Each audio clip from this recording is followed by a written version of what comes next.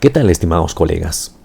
¿Cómo planificar el proceso de enseñanza y aprendizaje y evaluación formativa? Para iniciar esta labor de planificación, tenemos que tomar en cuenta cuáles son las novedades que tiene nuestro nuevo CENEP.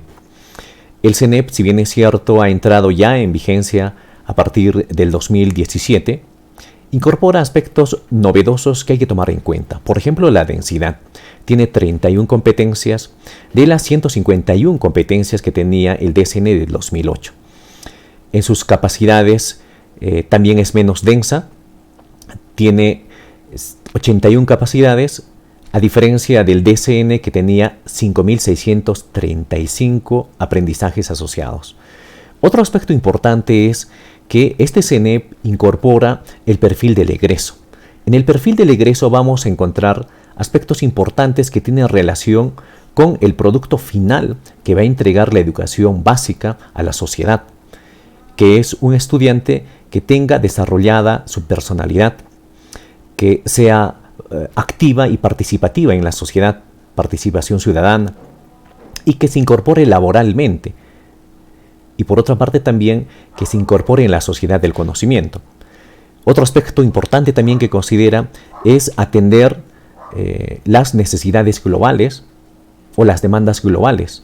Por ejemplo, la competencia 28 se desenvuelve en entornos generados por las TIC. Nos va a permitir que el estudiante desarrolle competencias relacionadas a la gestión de entornos, relacionada a la administración de archivos, relacionada a la personalización de entornos, relacionado a la creación de objetos virtuales o digitales.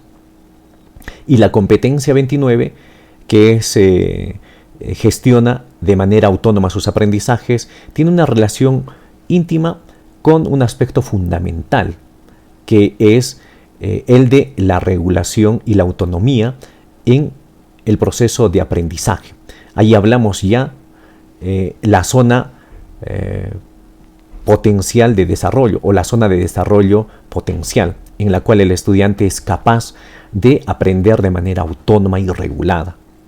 Adicional a esto, también incorpora un aspecto novedoso, que es el enfoque de la evaluación formativa.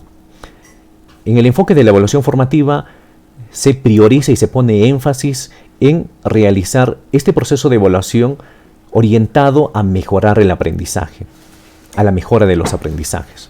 A continuación voy a mostrarles rápidamente qué es lo que contiene este recurso que quiero compartir con ustedes, que es la cartilla de planificación curricular para la educación primaria. Cuando nosotros nos preguntamos por dónde empiezo a planificar y cuál es el esquema, la estructura que voy a utilizar para hacer mi plan anual, mis unidades didácticas y mis sesiones de aprendizaje, probablemente este es el documento que va a responder a esta pregunta, porque tiene esa información que vamos a requerir para realizar esta labor. Esta cartilla de planificación curricular para primaria contiene información muy útil, como por ejemplo la estructura que tenemos que tomar en cuenta para hacer nuestro plan anual.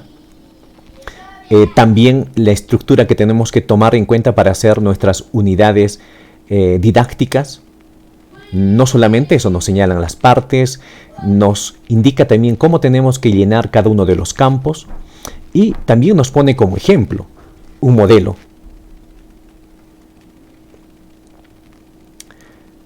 Ok, estimados colegas, esperemos que este material pueda ser de utilidad y provecho. Gracias.